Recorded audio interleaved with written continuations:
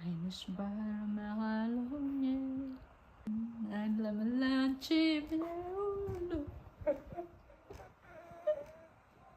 በፊት ልጅ እያላችሁ ትዝ ይላችሁ አጠር አድርጌ ልንገራችሁ እና ማለት እንትን ያደርጋሉ እናንተ ሊያቀጥለን ነበር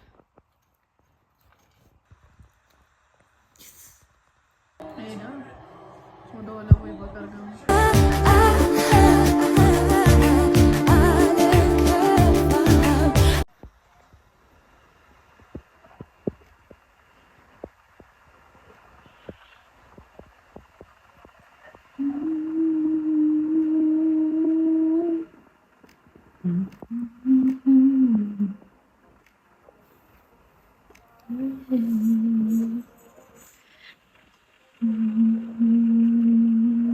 አይንሽ ባህር መሃል ሆኜ ግጥሙ እንደዚህ ማለት ይችላል።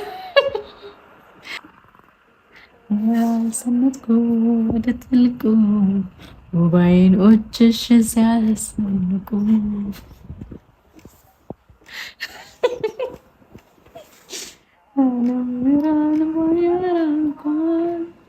ካሜራማን እየሳቀ ነው። እኔ ግጥም እና ዜማ አልችልም።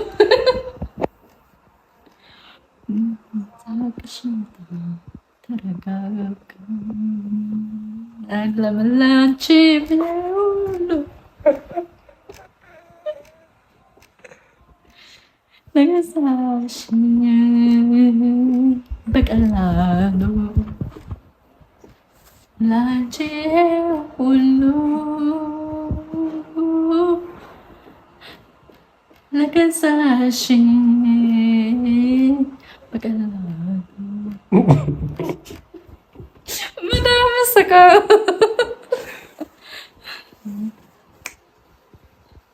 ላላላላ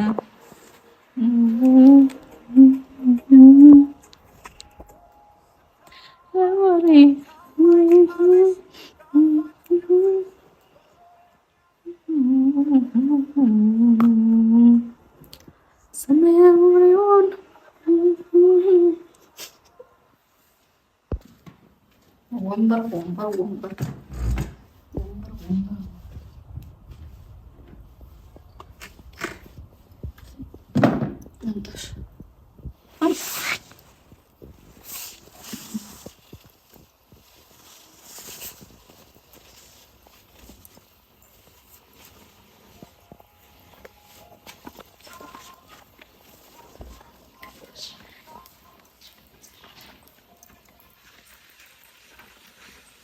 ግጥምና ዜማ ስለማልችል ጮካለ ነው። ክረምት ነው እንግዲህ በቆሎ ልንጠብስ ነው።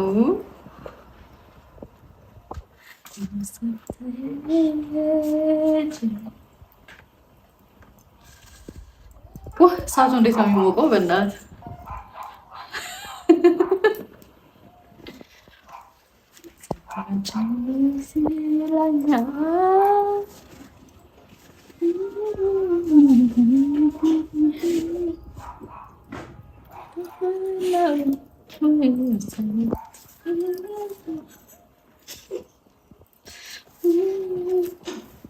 ከፍ አድርጊ፣ ዘፈኑን ከፍ አድርጊ፣ ጮክ ከዚህ ከራስሽ ለምን ላንቺ ሁሉ ቀጥይ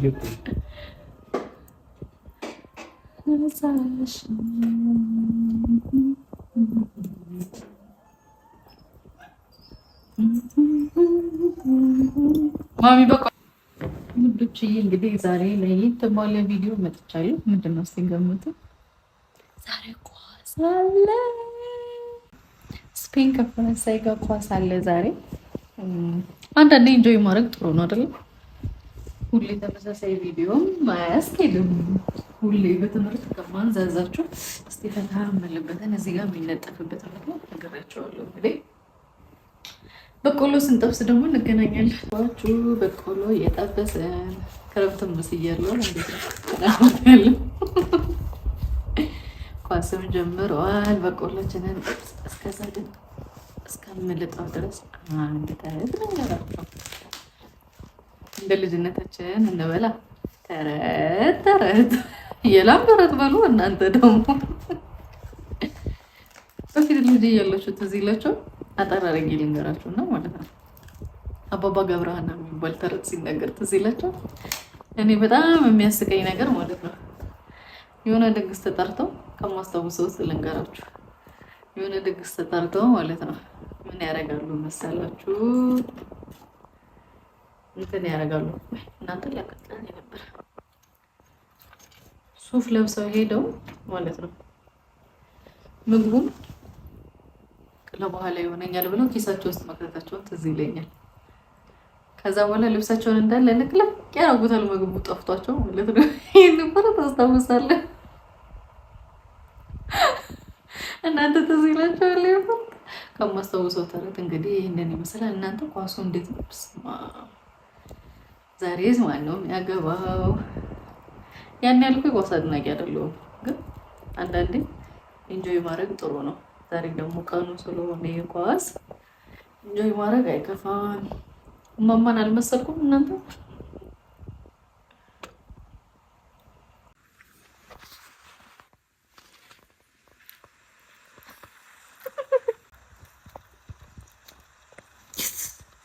አይና ወደ ወላ ወይ በቀርገም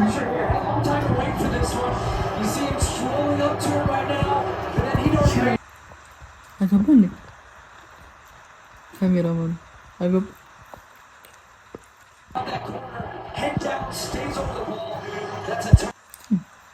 ምን ደጋፊ ሆኜ በመጣ ተሰፍረኝ ነው። በቆሎ ነው እንደኔ በቆሎ የሚወዳሉ። እኔ ምንም አሜሪካን ለምን ዓለም ዋንጫ አዘጋጀች? እንቅልፍ እንዳንተኛ ነው እንዴ? ኧረ እኔ ደግሞኛል። በሉ ደህና ደሩ። ቻው